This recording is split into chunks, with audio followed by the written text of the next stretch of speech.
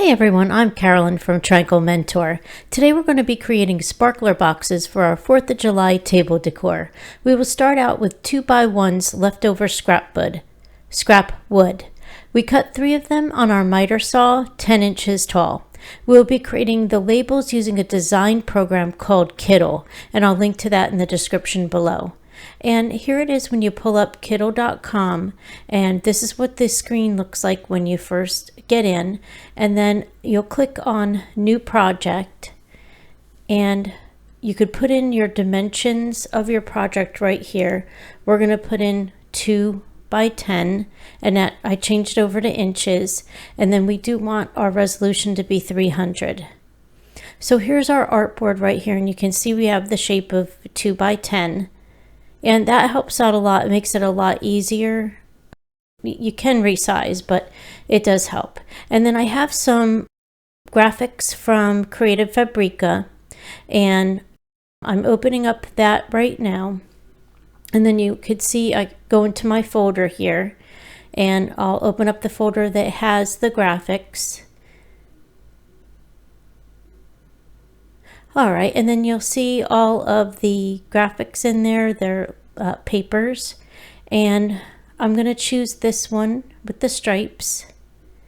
And then what we'll do is we're just going to open that up, and we're going to import it into this document.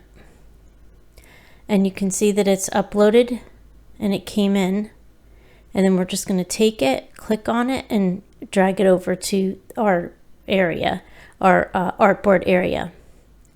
Okay, and then I'm stretching it out because it came in small, and we just wanted to fill up that 2x10 area. And what you could do here too is there is an area over on the side. It's out of the screen a little bit, but it's layers, and you can also lock that layer. And over to the left-hand side, we have some elements, and we're going to click on those. And what I'm going to do here is look for either a badge or some kind of decorative circle to put my words in, because I'm going to put the word sparklers in this. They call them badges. So you take a look through, you click on the little shapes that have the elements. It's a circle and a square, and then you go into badges. And here are all the badges, and I'm just taking a look through. And you just scroll through and take a look for what you want. And they're all really beautiful. They're all very nice graphics. And I'm not quite seeing what I want here. So I'm going to go into something called panels, and I get into that the same way. And I stretched the panels menu across my screen because they were a little bit small, and I just wanted to be able to see them. And also you can see them all at once. You could see more of them. So what I'll do is I'll scroll through here and just see what I like and make a couple decisions here on what I want. And sometimes you see something and you try it, and it might not be what you want, so you can always go back in. And the colors in here too are green, but as you get them into your document, you can always change the colors of these. And then also in that little corner in the right, you could see project colors, and those are the colors of the badges that are up there now, or the panels. And then here the panel comes in, and you can see it's very, very tiny, and I did not lock that layer. I thought I did. So we'll see. Okay, you can't see on the screen, but I am locking the layer. Okay, all right, and then this is very, very tiny. So we're going to stretch this out and make it bigger and just get it the size that we need. And we can keep editing. And I also do have my video sped up a little bit because it was very, very slow. So, you know, you'll see that too. Now over here, I'm getting rid of that because I don't want it. And I moved it off to the side. And I went back into panels and I looked for another one. And I like this one.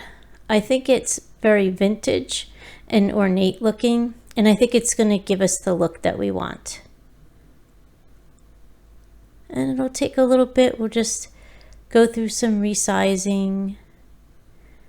And you'll see the object colors in those circles up there. And then when you click on the color, you can change the colors of all of it. The gold part if you wanted, the blue part, the inside part. All the colors that are up there, you can click on them and then you can change them. You can edit them.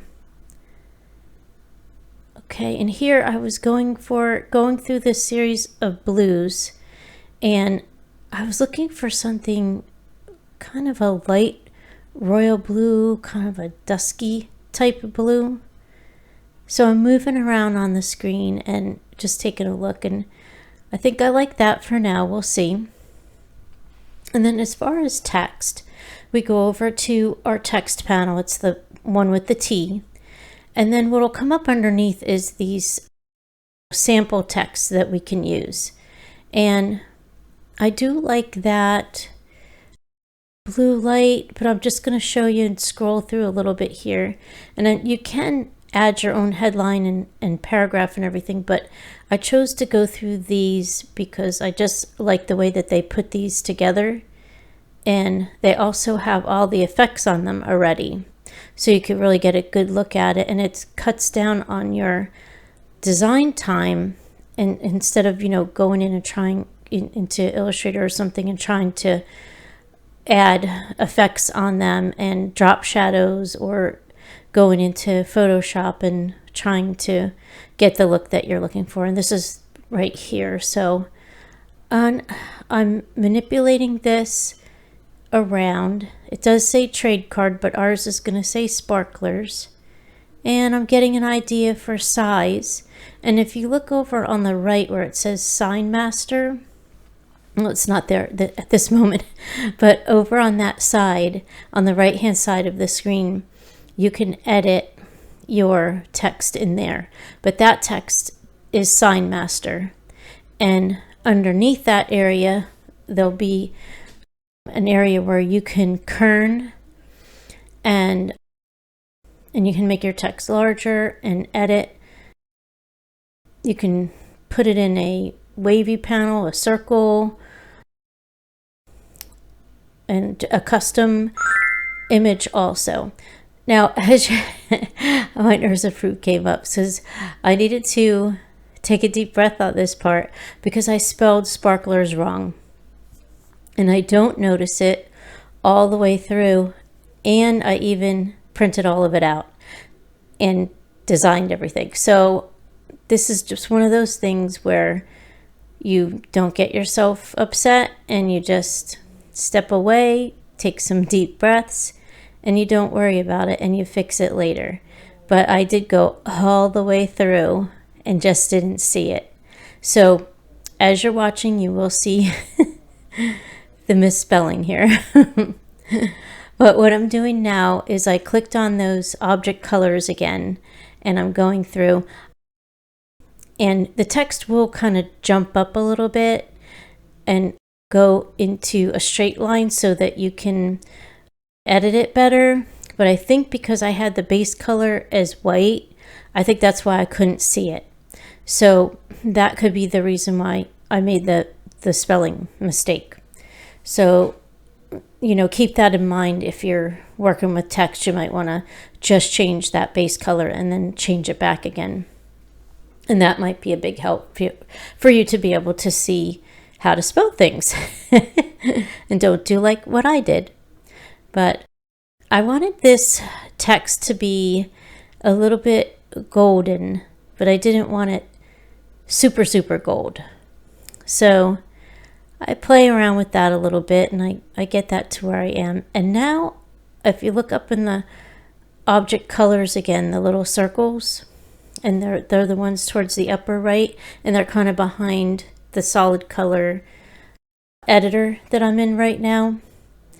And what I'm doing is making up my mind what I want to do with this blue, because for some reason it's not getting there for me.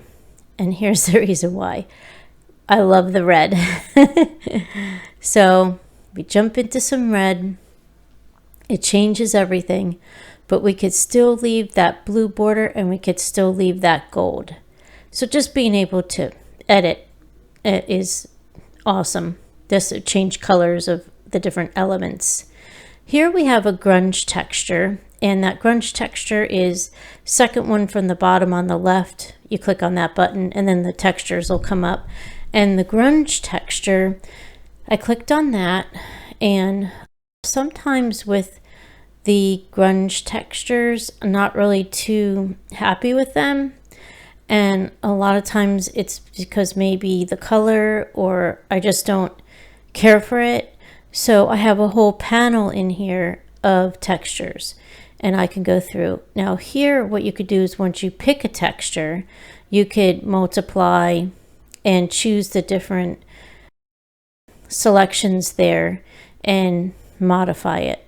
So if you like it a different way or a different color, you can go through there and you can manipulate the image that way.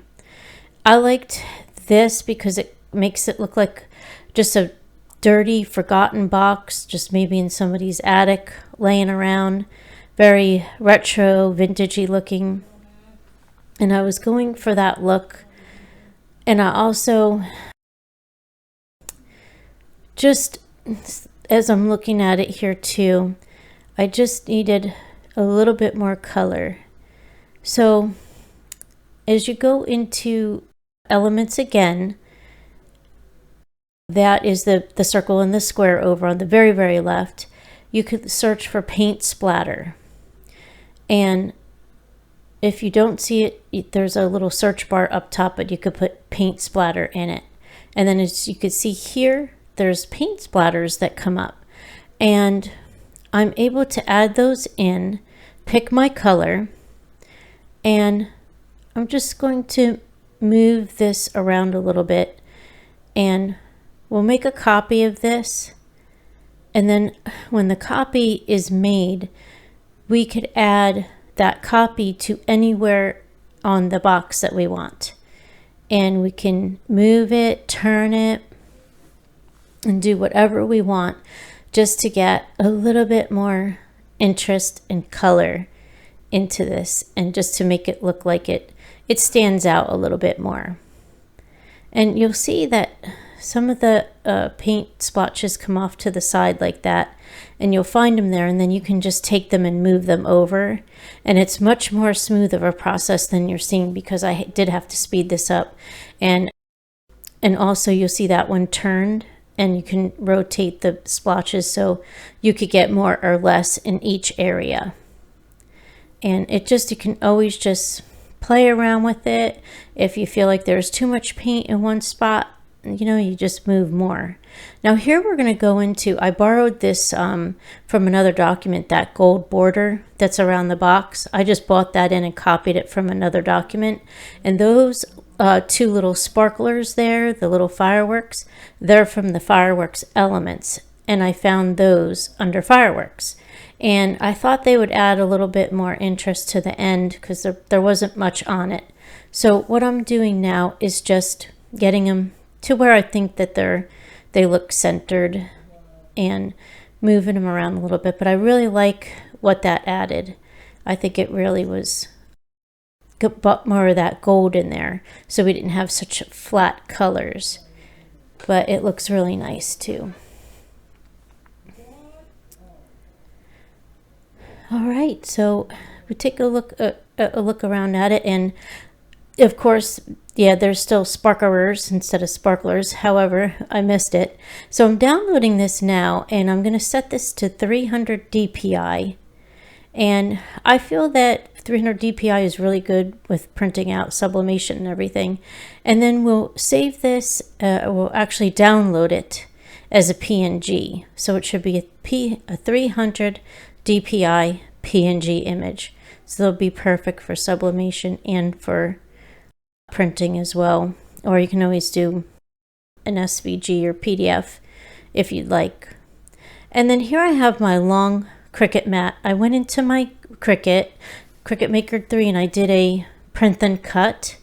And this is my HTV Ront sublimation paper. And I did have to use the longer mat because print and cut doesn't give you too much space, even though you're hardly using it. So I just got my longer mat out, and I have to peel the paper really slow because this mat doesn't get used a lot and it's very sticky. So I mirrored these images because I am going to sublimate them on the Walla Sub paper. And this is decal paper. So I made a basic image of those 3 boxes in Cricut, and I was able to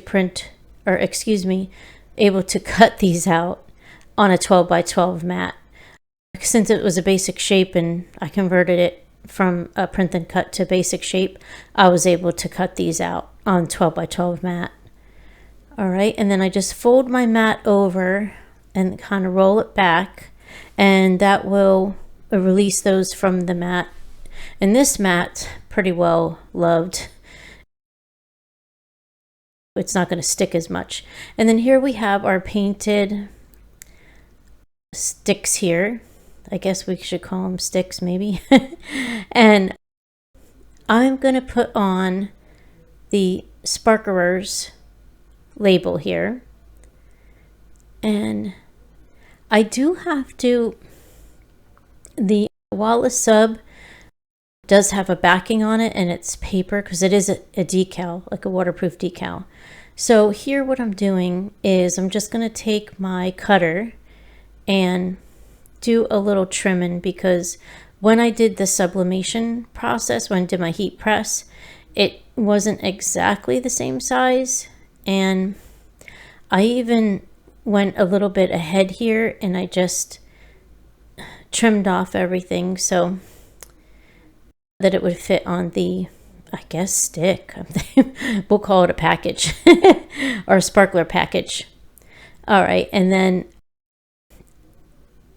I'll fold that over and I'll get that backing, the paper backing, peeled off. And what that'll do is give us a waterproof decal. And I'm still on the fence of what this is going to be outdoor table decor or if it's going to still stay inside. Still not sure, but I like to have the opportunity to at least put it under my outside porch, and it's a covered porch, so it does help a lot in keeping things from getting too much rain, but they do get a lot of sunlight. So this Walla Sub does last in sun. It does very well in it, and it is definitely waterproof because you can make, I have a car decal that I made with it, and it has not turned or anything, and it's been out there probably a month or so. And I'm just showing you the top of it and what this looks like. And then, you know, we'll also do the correct one.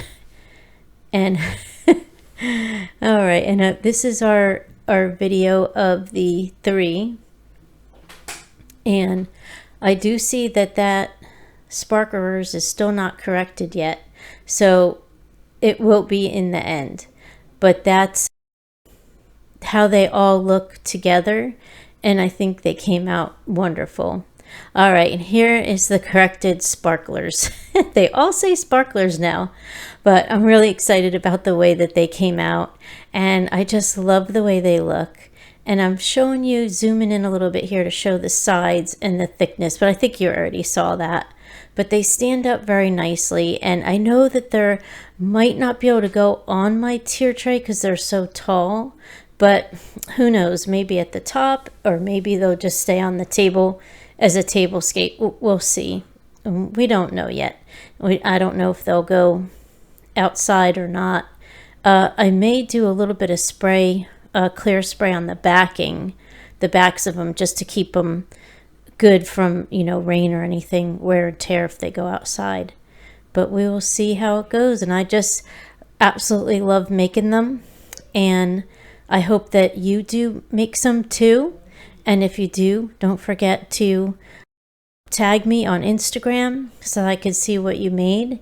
And these can also be made with Mod Podge and print on the paper, copy paper, or print some nice heavy duty paper and just print them out, and I would Mod Podge them or spray them. They don't have to have the Walla Sub paper by any means. I think that it would come out really nice. And I just want to say I had a great time, and I hope you enjoyed this video, and thank you so much for being here, watching my videos, and subscribing, and I will see you in the next one.